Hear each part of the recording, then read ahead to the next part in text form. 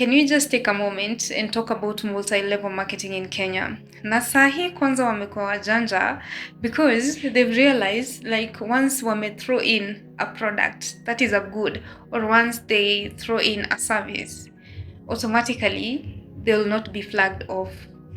Sasa kuna hii yenye nilikuwa nimeinvitiwa and shamelessly I went. Na kwanza pale kwa reception unalipa 200. Ilikuwa wapi? The commercial building. So maybe that may have been GNLD or something like that. Sijui sahii wanajiita M Global or something, ama sijui wamebadilisha jina yao. Sasa kuna zingine, there's another one I've ever been invited to, but now hiyo sikuenda cause this lady was fully convinced that inaitwa Forever Living. This lady was fully convinced, first of all, alikuwa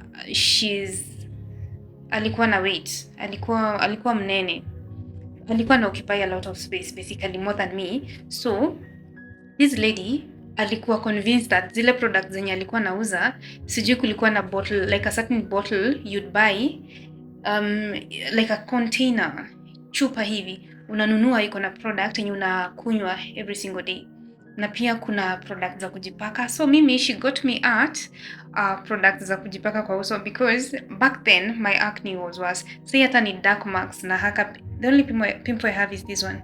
Isi pimple, hizi ni dark marks zenye zimebaki. So that's why she got me at. So kidogo she takes me on a tea date, and she's like, okay, these are the products, nini, you have to pay this much. Back then ilikuwa 40,000 kujoin. Mind you, I was busy looking for a job. Na sasa unajua sengine when you're looking for a job, self-employment, you can land there. But sasa I needed like 40,000. First of all, this is way back, because I finished school like a million years ago. So this was kitambo sana. So like 40,000, first of all, given my background, is an amount I could not afford. And also with my situation, singepata 40k anywhere at that moment. So fast forward, juzi, so Sia akaendelea na like with her venture, like she was just talking about like good things about Forever Living. But now you see, you need to realize that it's still multi-level marketing, because basically a pyramid scheme, because wale watu waliingia wa kwanza.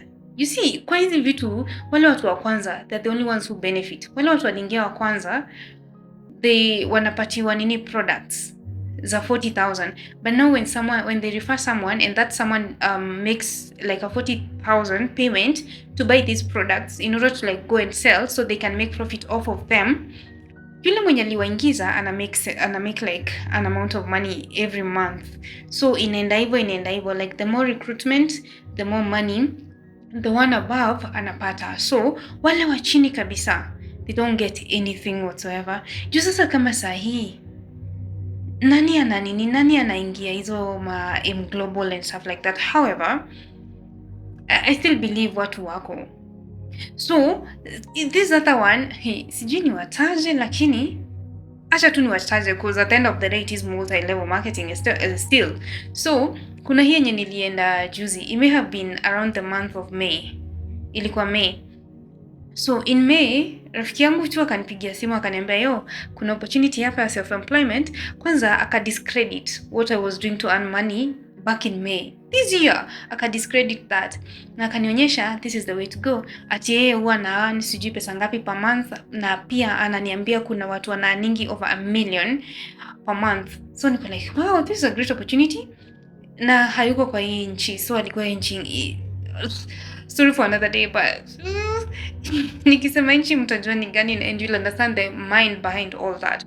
Basically hiyo nchi iko nyuma kuliko Kenya, na like in terms of whatever they're trying to push for in that country, it might be accepted. But in Kenya watu ni wajanja sana.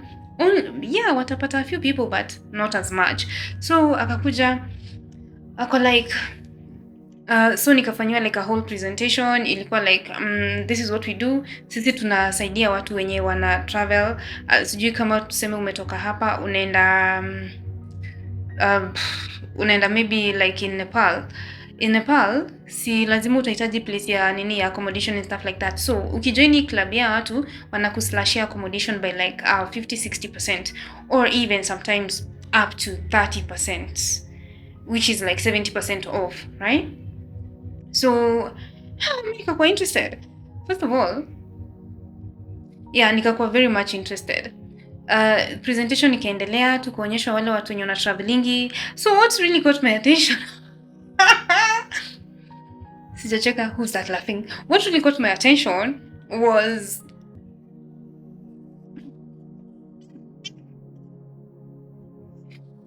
as the presentation was going on, I got a call. So mimi nikachukua hiyo call na nikaenda loop. So when I went to the toilet, sikuwa najua, like one of the ladies mwenye alikuwa mshamaliza presentation yake akisema kwamba she's traveled like in so many countries nini stuff like that. First of all, she was alone. She had not come with her kids wenye anasemanga sijui she travels with them. So that lady, si tumeenda kwa choo. So si kuna hizi choo za watu wakubwa na kuna tuchoto watoto wadogo. Tuchoto ndogo. So that lady ziko chini hizo choo.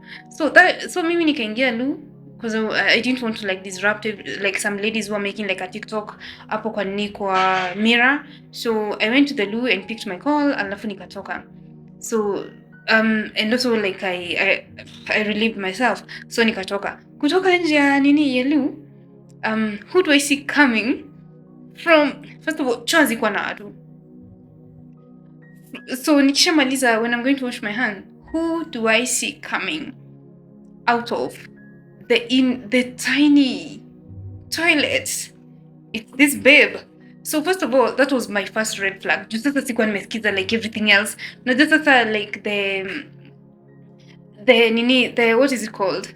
The ending of it all. Sasa hapo ndo wanaleta the catch. You know, so fast forward kidogo, I'm listening to the presentation. So nikarudi. First of all, I burst into laughter and then I pretended it was the phone call. I don't know why I did that. So fast forward, nikarudi into the presentation. So at that point, like initially it was like sold because traveling in India, and then 70% off, 50% off, 60% off. So back to the presentation. Who's that laughing? Back to the presentation. Watu wakaendelea kupresent. No, of course I was the target. So like presentations zilikuwa zimehold kidogo. So when I went back, watu wengine si wana present. Mwingine akakuja akasema vile yeye ametravel the world nini na target yake ya monthly. But you see, there's a way in which someone can speak and you see they're not confident in what they're saying. So mse hakuwa confident and it was a lady and also there was a guy pia mwenye alikuwa anapeana presentation yake. It's not even about the dress code. It's about the confidence yenye angekuwa anaongea nayo kuhusu this company if at all it was really working. So the catch was the sign up fee ilikuwa $300. That is about 36,000. That is hiyo ni pesa tu ya registration. And then there's a monthly subscription fee. Ya pesa ngapi? $50. No, $59. Na saa hii niko sure imeongezeka. So kwanza nikakaa chini nikajiuliza aje, $300 hiyo pesa natoa wapi nipatie mtu atijui ili to just be associated na hii club, alafu kila mwezi $59 hiyo ni rent. So nikakaa chini nikajiuliza, okay, well, this is a very good opportunity. But again, nikauliza swali, as we pay this registration of $300 and also the $59 kila mwezi, are you guys, if maybe like I want to like go to a country, another country, are you guys funding the trip? And they're like, no, hatu funding a trip.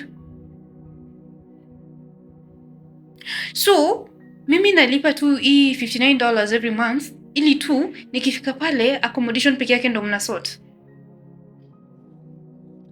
That is another multi-level marketing because wale watu wa juu apparently ukileta mtu na mtu alipewa $300, hiyo pesa inaendea mwenye alikuleta. And the monthly fee, the more unaendelea, the more ukileta watu 4 unaachishwa hiyo monthly fee. So nilikaa hivi nikajiuliza, uzuri sikuwa nimelipa like any amount of money, am I stupid or something? But it's like that kind of marketing is failing terribly. And also, if you know you have like a kidogo salary, that is one thing you don't afford. And you also don't travel a lot. Do you know this company? Tell me in the comment section.